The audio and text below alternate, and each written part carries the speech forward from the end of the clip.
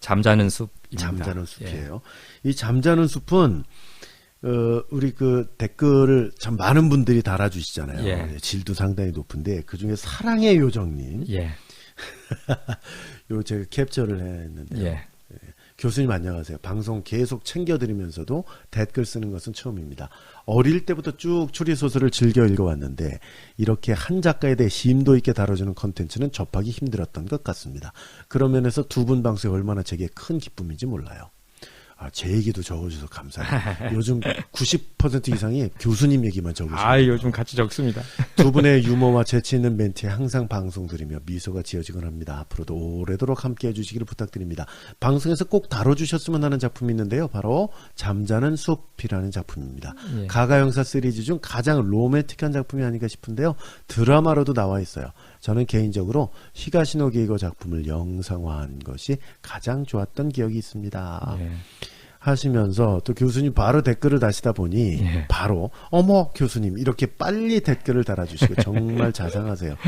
사랑의 요정이라는 닉네임은요 제가 좋아하는 작가 조르드 상드의 소설 제목입니다 하셨어요. 이렇게 정감 넘치는 대화가 맞습니다. 그러니까 우리 청취자 여러분들께서 이것 좀 다뤄주세요 한 것을 바로바로 반영을 많이 하시는데 꼭 다룹니다. 이번에 잠자는 숲은 사랑의 요정님 덕에 맞아요. 좀 일찍 만나게 되겠습니다. 더군다나 그 바로 또 밑에 그 레드메인님 이건 어떻게 읽어요? 레드메인이라고 읽어야겠죠. 잠자는 숲을 본인도 좋아한다고 하셨고요. 이게 가가 형사의 로맨스가 아주 제대로 나오는 거의 유일한 작품이라서 의미가 남다르다고 생각들 하신다고요?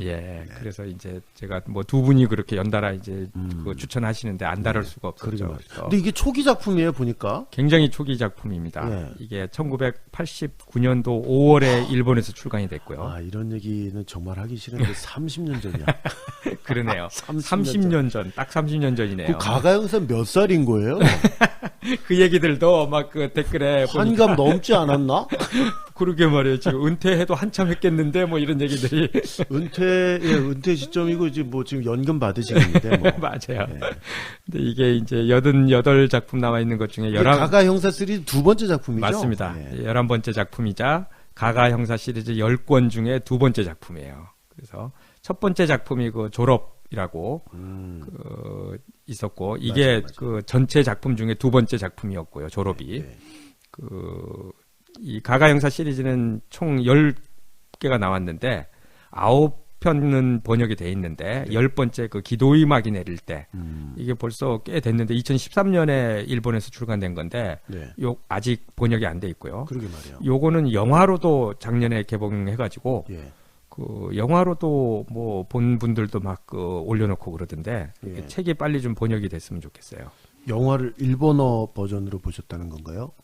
그러겠죠. 아니 근데 이게 사실 원작을 먼저 접하는 것이 먼저죠. 아니다. 왜요? 아니 왜냐하면 원작을 능가하는 영상은 없기 때문에 없죠. 그런 차원에서 그렇긴 한데 어차피 우리 번역도 안 돼 있는 게 속상하네요. 그럽니다. 기도의 막이 내릴 때 그렇습니다. 기도의 막을 올려야 되겠네. 빨리 번역되라고. 맞습니다. 잠자는 숲.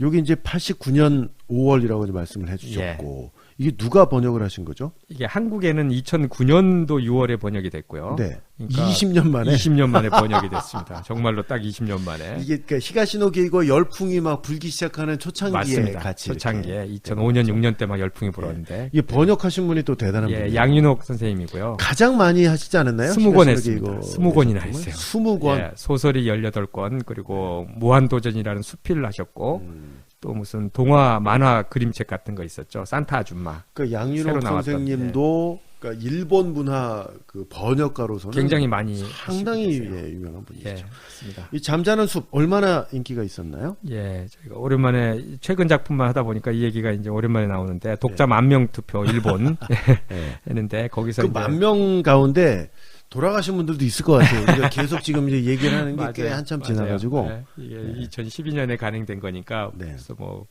7년 8년 된 거라. 그렇습니다. 근데 이게 잠자는 숲이 30위를 했습니다. 30위면 뭐 중간보다 약간 중간보다 위에요. 중간보다 위면 상당히 높은 겁니다. 상당히 높지 않죠. 그냥 중간보다 조금 높을 뿐이죠. 아니 굉장히 유명한 소설들이 우리가 좋아하는 대단했다는 것들이 뭐 30위 미치는 것들이 굉장히 많아요.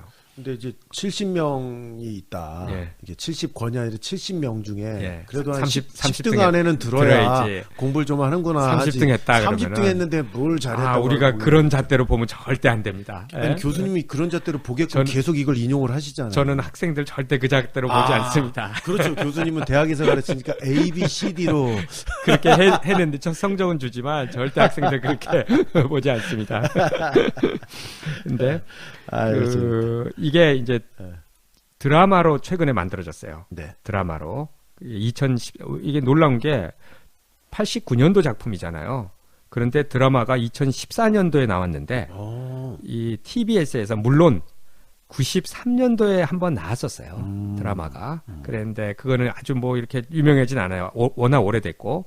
그리고 나서 한 번 더 만들어진 거예요. 2014년도에. 그럼 리메이크를 한 그런 것 건가요? 같아요. 예. 2014년에 그 TBS에서 그 신참자 스페셜이라는 제목으로 그 잠자는 숲이라는 제목이에요. 그래서 2시간짜리로 만들어졌습니다. 1부작이에요.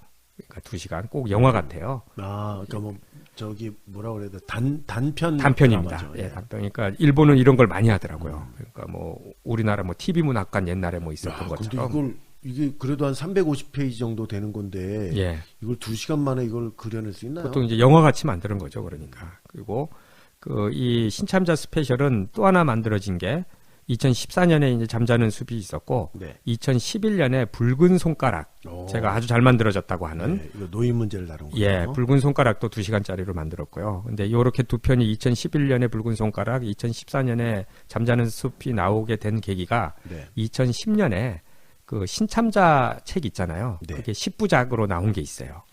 저 이거 드라마 봤는데. 아시죠? 예, 다 봤어요. 여러 봤어요. 번 말씀 이제 나왔는데. 그죠. 최민수 닮은. 맞습니다. 예. 아베 히로시 나오는. 아베 히로시. 예. 그래서 그게 워낙 히트를 쳤어요. 그 10부작이. 그러니까 이제 연달아서 붉은 손가락, 뭐 잠자는 숲이 이렇게 단편이지만 나왔던 것 같고요. 그렇군요.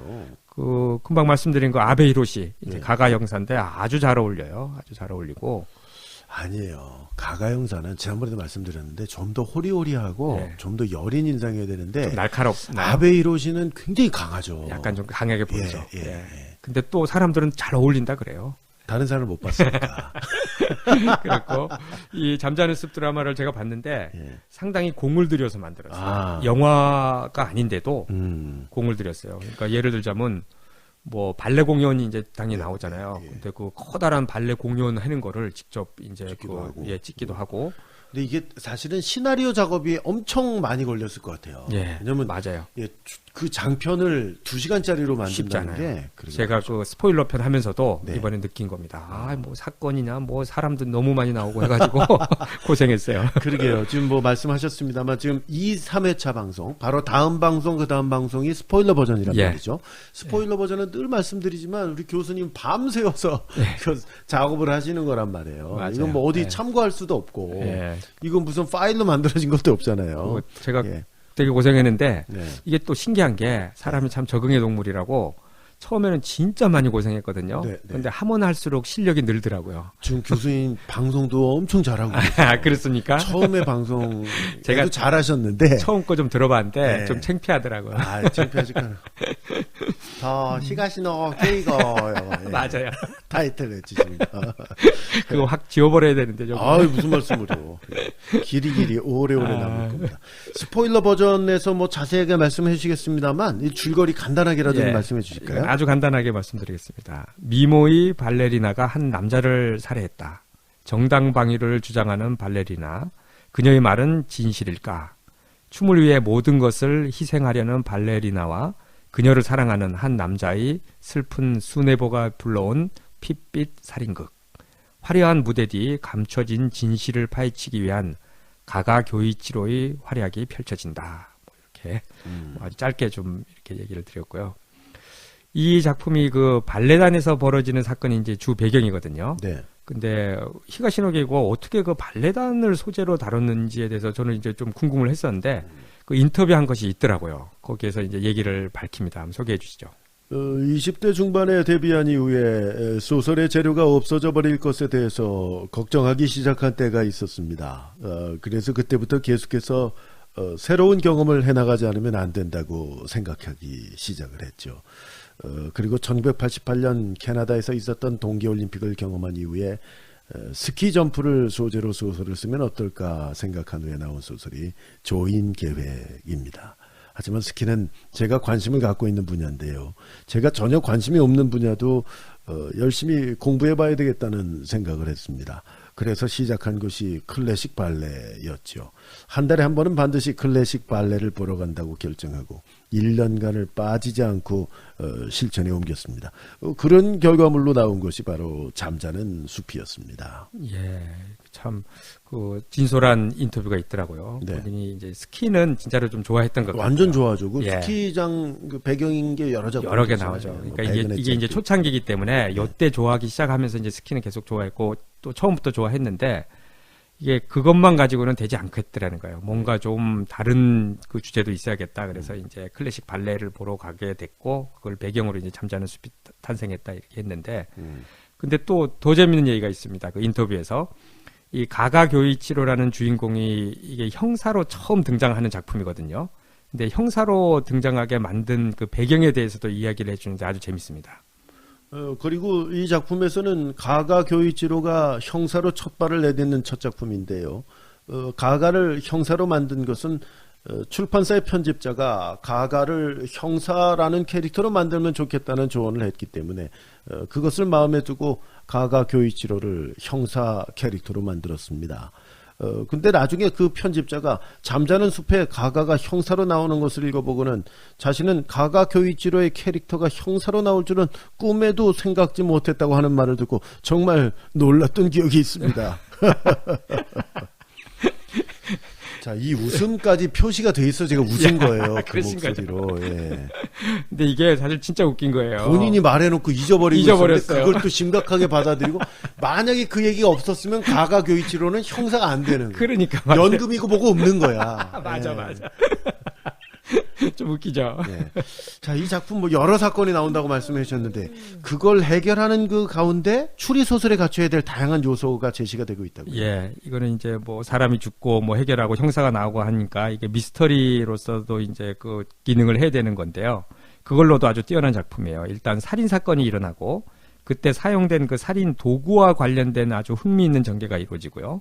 또 범인에게 완벽하게 있는 알리바이를 또 깨뜨려야 돼요. 그거를 가가 형사가 이제 깨뜨려야 되고, 그리고 소설을 끝까지 읽고 나서야 왜 주인공들이 그때 그런 행동과 말을 했는지를 알게 되는 것들이 있어요. 그럼 다시 앞쪽을 봅니다. 그 이제 서술 트릭이라고 그러는데 예. 그래서 재미가 있습니다. 또 더 중요한 거는 범인이 누군지 그리고 범행을 저지른 이유에 대한 것들이 마지막까지 딱 읽고 나서야 알 수 있을 만큼 아주 커다란 반전 같은 것들이 나옵니다. 이 커다란 반전이 있다는 것 자체가 스포일러잖아요. 이거 해야 될지 말아야 될지 고민인데 읽어보시면 압니다. 이 앞에서 그 사랑의 요정님을 비롯하여 여러분들께서 이 작품에서 가가 형사의 로맨스가 뜨겁게 펼쳐진다 이렇게 말씀해 주셨잖아요. 네. 이 부분 좀 더 설명이 필요할 것 같은데요. 이 히가시노 게이의 그 대표 시리즈가 이제 두 개 있잖아요. 그 갈릴레오 시리즈와 가가 형사 시리즈인데 네. 이게 모두 이게 총각 남자가 주인공이에요. 총각 여자도 있나요? 총각이라고 하시면 되죠. 총각이라고 해야겠네. 총각이 주인공이에요.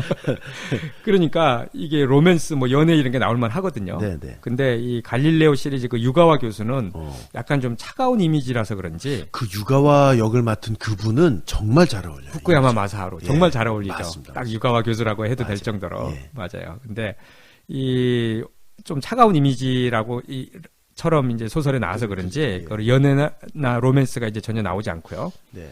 그나마 이 인간미가 넘치는 모습의 그 가가 형사가 이 로맨스에 더 잘 어울리는 것이 이제 사실인 것 같고요. 이 첫 번째 가가 시리즈 첫 번째가 그 졸업인데 여기서도 사실은 그 연애 같은 게 좀 나옵니다. 네. 뭐냐면 이 대학 시절에 그 좋아했던 여자가 있어요. 고등학교도 같이 다닌 여자인데 사토코라는 이제 여자친구인데 이 사랑을 고백하는 장면으로 이 책이 딱 시작을 해요. 굉장히 도발적으로 예. 가가 시리즈 첫 번째가 여자친구가 아니죠. 여자 사람 친구인 거죠. 그런 거죠. 예. 예, 그런 거죠. 친구라고 해도 될 거예요. 여자친구라고 해도 사귀는 단계였어요, 사실은. 사귀는데 사랑을 나중에 고백해요? 처음에 맨 처음 아니 그게 아니라 아, 사귀고 있는데 사랑은 나중에 근데 사실은 고백한다고. 거기에 결혼하자고 그래요. 처음에 사랑도 고백하지만 결혼하자. 그러면 프로포즈를 한 거죠. 사랑 맞아요. 고백이 아니. 맞아요. 교수님 어떻게 이렇게 프로포즈하고 이거 네. 맞아요. 괜찮아요. 교수님도 사랑하신 지 오래되셨으니까. 근데 예, 알겠습니다. 웃긴 게 이렇게 파격적으로 시작했잖아요. 네. 졸업해서. 네. 근데 소설의 전개 속에서 그 로맨스나 연애담이 거의 나오지 않아요. 아. 그래서 좀 실망스러워요. 예. 그런데 이 잠자는 숲은 좀 다릅니다. 잠깐만요. 예. 여기까지만 말씀하세요. 여기까지만 할까요? 왜냐하면 네. 그 후에 얘기를 하시면 아, 이거 스포일러고 예, 이게 조금 왜냐하면 그래. 조금 있는 게 아니라 거의 100% 있는 맞아요, 거죠. 맞아요. 그죠? 예. 근데 요 얘기만 한 가지 아니, 할게요. 하지 마세요. 아니야, 다음 시간에. 요 얘기는 해야 돼. 요 예, 얘기는. 예, 왜냐면 예. 그렇게 이제 사랑에 뭐 이렇게 막 잘 해낼 것 같은데 네. 가가 형사 시리즈가 그럼 그 다음에도 뭐 8편이나 더 나오는데 네. 그럼 뭔가 얘기가 나와야 되잖아요. 네. 하나도 안 나와요. 네. 알겠습니다. 이게 끝이에요. 그것도 또 스포일러예요. 예. 그리고 이제 번역은 양윤옥 선생님이 하셨다고 그러셨는데 예. 역자 후기가 좋기로 아주 또 유명하시잖아요. 맞습니다. 예. 어때요? 이거는 한번 제가 소개를 해드릴게요. 네. 히가시노 게이고의 추리 소설을 차례차례 읽어 나갈수록 한 가지 중요한 미덕을 발견할 수 있습니다. 세세한 스토리 묘사나 등장인물의 감성 및 자의식 같은 문학적 표현을 최대한 절제하고 오로지 구성력과 트릭, 이성적인 사고로 일관하는 추리소설의 정형을 추구한다는 것입니다. 잠자는 숲에서도 그런 특징은 유감없이 발휘되는데요. 객관적인 논리에 의한 상황 묘사 이외의 문장은 찾아보기 어렵습니다.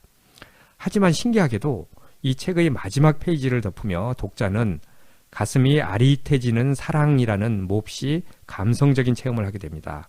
그래서 가가 시리즈 중에서 가장 로맨틱한 추리 소설로 손꼽힌다고 할 수 있습니다. 네.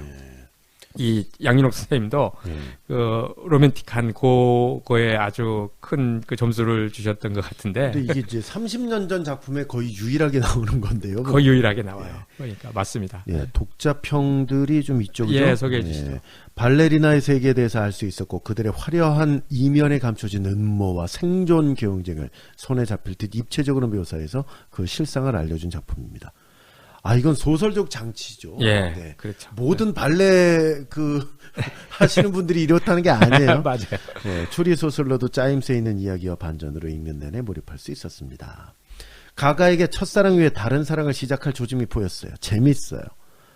읽다가 너무 졸려서 내일 읽어야지 하면서 잠자리에 들었는데 너무 궁금해서 다시 일어나서 마저 다 읽었어요. 저도 발레 공연을 보고 싶어요. 오, 정말 진솔한. 네. 맞습니다. 예. 네. 가가 형사 유일한 로맨스 이야기 너무 좋아요. 가가 형사의 이거 해야 되나? 해주세요. 이거 넘어갈게요. 자, 교수님 끝으로 잠자는 숲에 대해서 총평을 좀 해주시죠. 잠자는 숲은 본격 추리 소설입니다. 즉 살인 사건이 일어나고 그것을 해결해야 하는 형사의 입장에서 소설이 전개돼요. 하지만 그 형사와 여성 발레리나의 로맨스를 집어넣음으로써 독자들에게 소설 속으로 쏙 빠져들게 만들어줍니다. 단점도 좀 있습니다. 네. 이 등장인물이 좀 많아요. 그래서 좀 산만하거나 누가 누군지 좀 헷갈리는 점도 있거든요. 네. 근데 하지만 그 소설의 후반부를 아주 잘 마무리해서 단점들이 크게 부각되지는 않아요.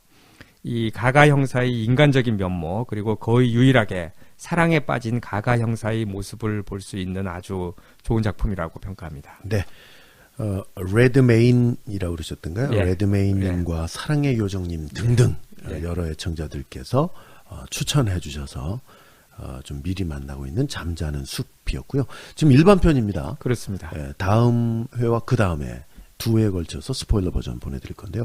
이건 아마 다들 읽으셨을 거예요. 많이들 읽으셨을 많지는 않았을 것 거예요. 같은데 어쨌건 또 읽을 계획이 있으신 분들은 읽으신 다음에 스포일러 버전은 좀 접해 주시면 좋겠고요.